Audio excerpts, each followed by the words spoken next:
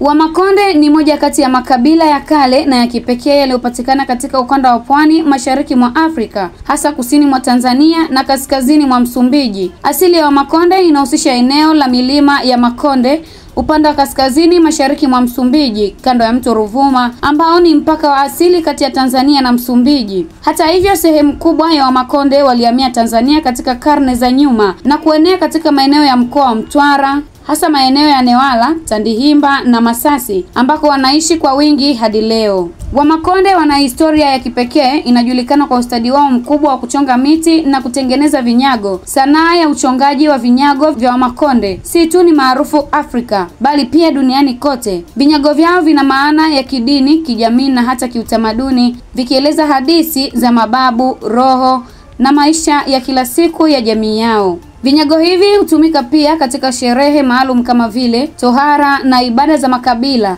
Wamakonde ni mabingwa wa kutumia mbao za mpingo, mbao ngumu yenye rangi ya giza inayohudumu kwa muda mrefu. Kihistoria, Wamakonde walijitenga na makabila mengine kwa kuwa waliishi kwenye maeneo ya milima, hivyo walihifadhi utamaduni wao kwa muda mrefu bila kuingiliwa na wengine au makabila jirani. Waliendelea kuwa na mfumo wao wa maisha wa jadi, wa kifamilia na wa kijamii uliozingatia usawa wa kijinsia kwa kiasi fulani, ingawa wanaume walipewa nafasi kubwa zaidi katika uongozi wa koo na familia. Waliishi kwa shughuli za kilimo cha mazao kama mihogo, korosho, karanga na mahindi pamoja na ufugaji wa wanyama wa asili kama kuku na mbuzi. Wamakonde pia walikuwa mashujaa wapiganaji wa uhuru katika historia ya Tanzania. Katika harakati za kupigania uhuru wa Tanganyika, baadhi ya watu wa kabila hili walishiriki kikamilifu katika kupinga ukoloni wa Kijerumani na baadaye Kiingereza.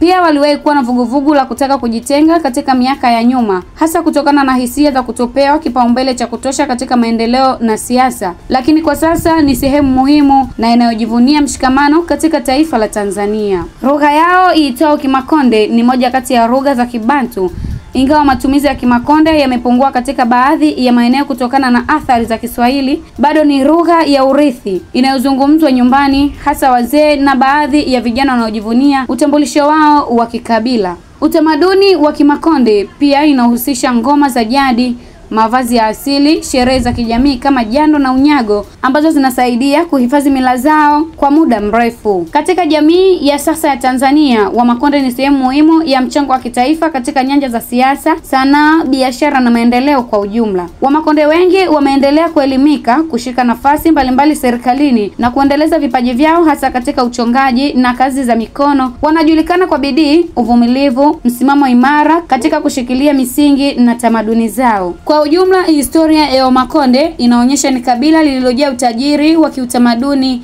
kisanaa na kijamii. Ni kabila linalojitahidi kuhifadhi utambulisho wake licha ya mabadiliko ya kisiasa, kiuchumi na kijamii katika kipindi cha karne nyingi. Leo hii Wamakonde wamehesabiwa kama mojawapo ya makabila yenye mchango mkubwa katika urithi wa taifa la Tanzania. Makala hii imeandaliwa na Annual TV na kusomwa kwako na Dina Daniel.